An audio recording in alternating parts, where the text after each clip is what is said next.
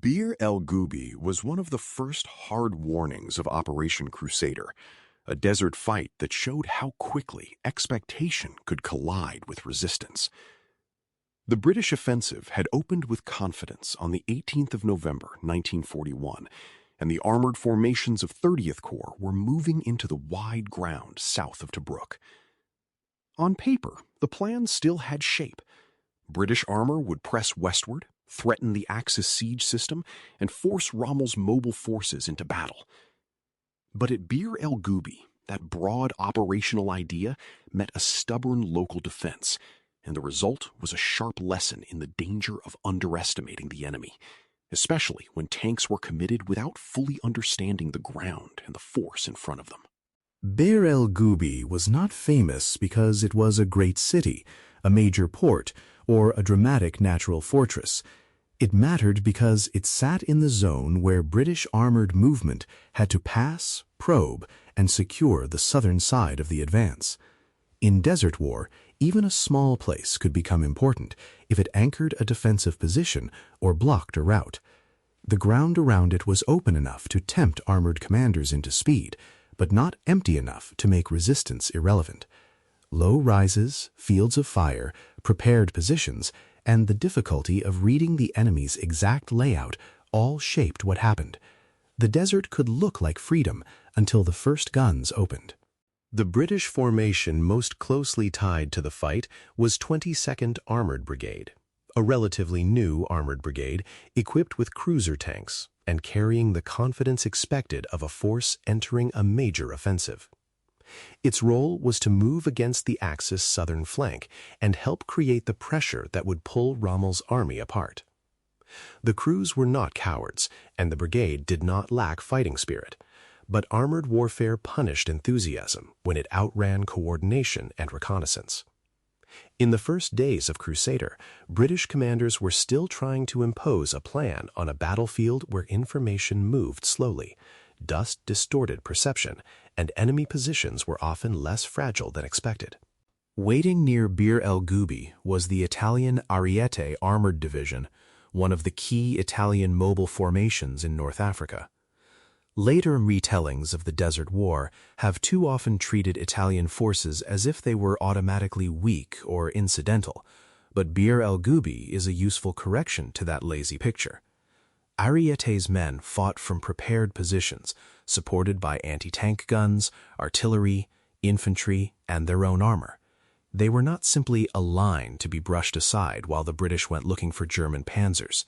They were part of the Axis battlefield system, and at Bir el Gubi they gave the British advance one of its first serious shocks. The British attack developed under assumptions that proved dangerous.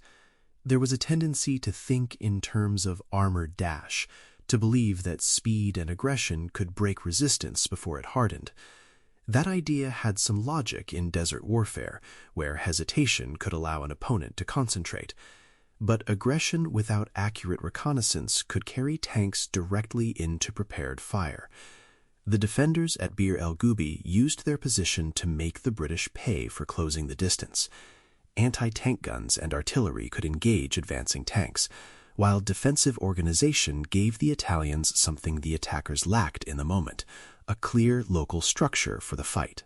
For a tank crew advancing across that kind of ground, the battle would not have felt like a clean duel.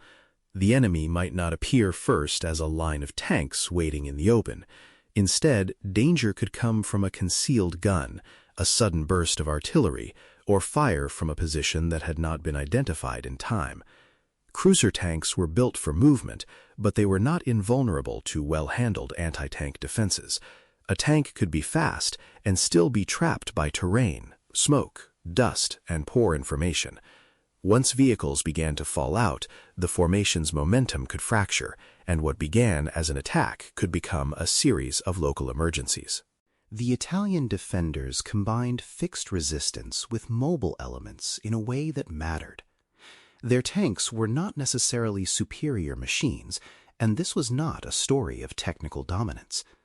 The more important point is that Ariete fought as a defending formation, with guns, infantry, artillery, and armor supporting one another around a prepared locality. That kind of combined defense could blunt an armored advance, even when the attacker had confidence and speed. British tank crews could win local engagements and still lose the larger fight if the brigade became disorganized, suffered mounting losses, and failed to break the position decisively. Bir el Gubi showed that a tank attack had to defeat a system, not just enemy vehicles.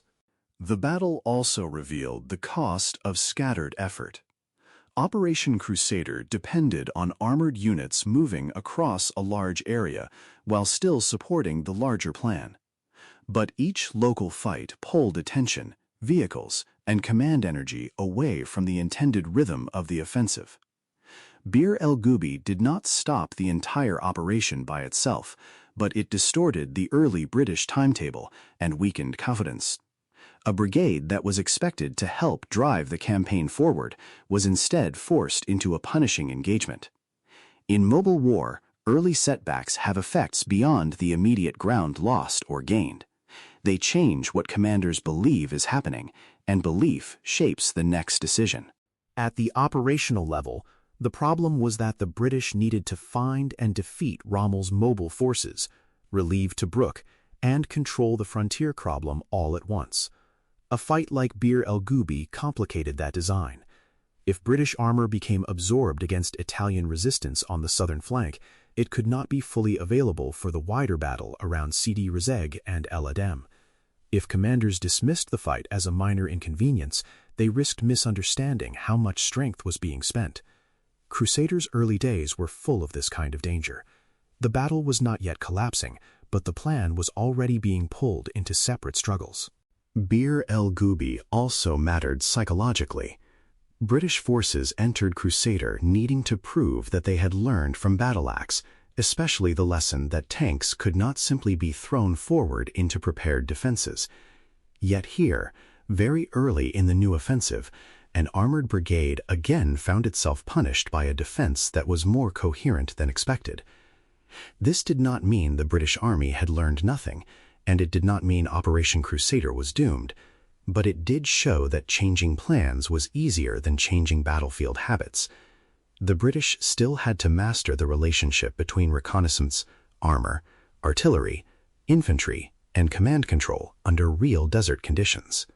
For the Italians, Bir el Gubi became an important example of effective resistance in a campaign often remembered through the personalities of Rommel and British commanders. Ariete's stand helped protect the Axis flank and proved that Italian formations, when properly positioned and determined, could exact a serious price. That does not require exaggeration or propaganda. It simply requires taking the battle seriously. The fighting was hard, costly, and tactically meaningful. It challenged British assumptions and reminded everyone that the Axis army in North Africa was not a German army with Italian scenery around it. It was a coalition force, uneven in quality, but capable of stubborn and effective combat. The battle's wider lesson reaches beyond one brigade and one defensive locality. Armored warfare rewards boldness, but it punishes overconfidence. Tanks need to move, but they also need to know what they are moving against. Speed can create surprise, but it can also magnify a mistake if a formation drives quickly into a fight it has not properly understood.